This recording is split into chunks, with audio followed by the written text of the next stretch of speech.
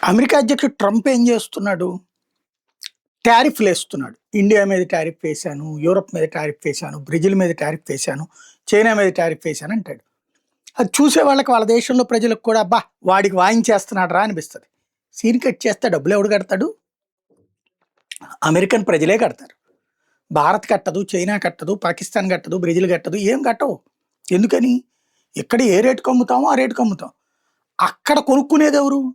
ఆ దేశపు వ్యాపారులు. ఆ దేశపు వ్యాపారులు అమ్మేదెవరికి? ఆ దేశపు ప్రజలకి. అప్పుడు ఆ పన్ను కట్టేదెవరు? ఆ దేశపు ప్రజలు. అంతేగాని మనం కట్టం గదా! నష్టపోతున్నదెవరు? అక్కడ ప్రజలు. కానీ ఓ సెంటిమెంట్‌ని రేకెత్తిచ్చి నడుస్తది. ఇప్పుడు అట్లాగే ఆంధ్రప్రదేశ్‌లో మార్కెట్ విలువలు పెంచుతారట. భూముల మార్కెట్ విలువలు.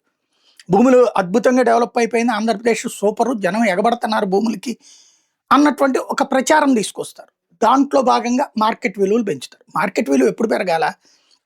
ఇవాళ రూ. 1,00,000 పలుకుతున్న భూమి 1,10,000, 1,25,000, 1,50,000కి ఇట్లా పెరిగిపోతా ఉండంటే, బాగా డబ్బులు భూములు ఎక్కువ పెట్టిని అమ్ముతున్నారు కదా! కాబట్టి ఓ రూపాయి ఆళ్ళ దగ్గర తీసుకుంటే తప్పేంటిలే అనేటటువంటిది.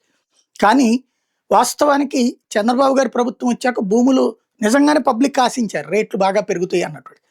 అందుకోసమనినే చాలామంది అమ్ముకోకుండా కూర్చునున్నారు జగన్ టైంలో. తీరా చూస్తే కొనేవాళ్ళు లేరు. రేట్లయితే పెంచి చూపెట్టారు.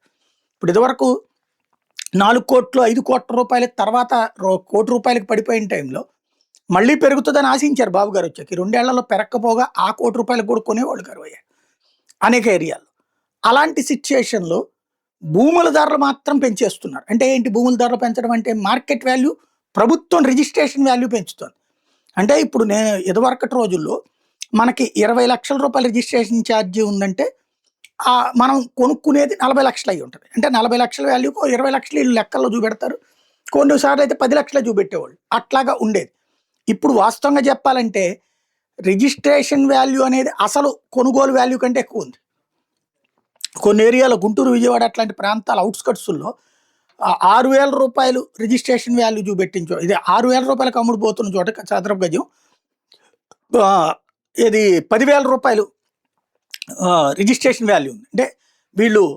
6,000 అని చెప్పి కొనుగోలు చేస్తే రూ. 10,000 రిజిస్ట్రేషన్ వాల్యూ ఉంది. అంటే 4,000కి ఎక్కువ కట్టాల్సి వస్తుంది.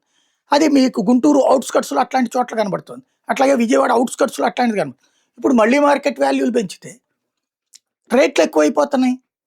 జనాలు కట్టేది ఎక్కువవుతది. దానివల్ల ప్రయోజనమా? నష్టమా? విపరీతమైనటువంటి ఫ్లో ఉండిపోయి విపరీతంగా అపార్ట్మెంట్ కొనేస్తున్నారు, ఫ్లాట్లు కొనేస్తున్నారు, స్థలాలు కొనేస్తున్నారు, ఇళ్ళు కొనేస్తున్నారు. కాబట్టి అంత కొనుట్టున్నప్పుడు మనకు రూపాయి సంపాదిస్తే ఏముందిలే పన్నేస్తే అనటంలో తప్పు లేదు. కానీ ఈ జరుగుతున్నదేంటి?